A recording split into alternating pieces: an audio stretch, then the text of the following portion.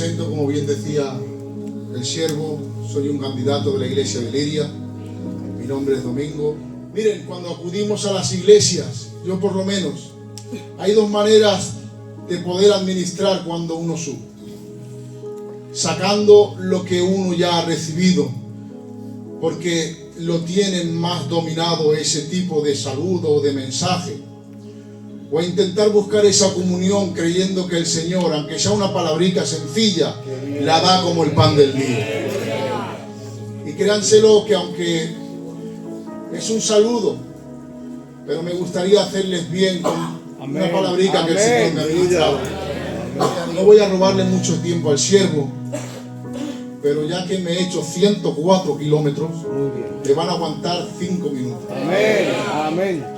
Miren, en Segunda de Reyes capítulo 5, tan solo con decir eso muchos ya sabrán a la escritura y al pasaje que me voy a referir. Se trata de Eliseo y Naamán. Pero el Señor me lo hacía ver de una manera hoy muy sencilla a la vez para mi vida, y me venía hablando. Porque vemos en este pasaje donde el Señor trata con la vida de aquel comandante, de aquel militar, de aquel hombre de renombre, pero especifica la Biblia que era leproso. Y este hombre, podemos ver que en el versículo 3, me dejan descifrarlo de este modo como el Señor me lo hacía ver. En el versículo 3, una muchacha que él tenía como criada avisa a su mujer de que había un profeta en Samaria que podía sanarlo. En el capítulo 4, en el versículo 4 mejor dicho, Naamán acude a su señor, al rey de Siria, para decirle que su criada le había dicho que allá en la tierra de Israel podía ser sanado. En los versículos 5 y 6 vemos como el rey de Siria envía cartas al rey de Israel, que en aquel tiempo gobernaba Joram. Miren, aquí ya me voy a detener tan solo 30 segundos. La criada le dio la instrucción correcta, diciéndole que había profeta en Samaria, el cual podía sanar su lepra. Pero este hombre parece que no lo entendió bien, porque le pidió a su señor recomendación que enviase cartas, pero al rey de Israel. No tenía que ver nada el rey con el profeta donde lo habían enviado. Miren si es así, que en el versículo 7, el rey de Israel le dice: ¿acaso soy yo Dios para sanarte? Pero es en ese momento cuando entra en acción el profeta Eliseo, llamado el varón de Dios. Porque en ese momento él escucha y le pide, porque ve como que el rey no puede hacer nada, y le pide diciendo al rey: mándame a Naamán para que él vea que hay profeta en Israel. Y aquí es donde yo ya me quiero entremeter en el mensaje de la manera que Dios me lo mostraba. Ahora el profeta Naamán se dirige con ese séquito y con esa dote que llevaba para agradecer lo que iban a hacer por él. Y ahora dice que se dirige a la casa del profeta Eliseo. Pero el profeta Eliseo, como todos ustedes pueden leer, dice que no sale a recibirlo, que manda un mensajero. Pero he aquí el mensajero le da la clave que él necesitaba. Le dice: lávate en el río Jordán y tu lepra será quitada. Pero ahora llama la atención, a mí me dice la escritura textualmente, que al no salir el profeta Eliseo a recibirlo, él se marcha muy enojado. El Señor me daba una frase para este versículo. Es que muchas veces buscamos el hombre de renombre, pero no vemos la solución a nuestra situación. El hombre estaba esperando que lo recibiese el profeta, que estaba refiriendo que quería ver a aquel que era de su misma categoría, porque él quería medirse con el mismísimo profeta de Israel, pero no estaba viendo que el mismísimo profeta de Israel le había dado la solución. Le había dicho: si te lavas en el Jordán, tu lepra será quitada. Y es que muchas veces nos fijamos en quién pasa por aquí, muchas veces vemos mucho el cartel de quién me va a predicar, pero déjenme que les diga que la palabra es viva y eficaz. Déjenme que les diga que el mensaje no viene del hombre, viene de la boca de Dios. Y le había dicho que si cumplía con el mandamiento sería sanado.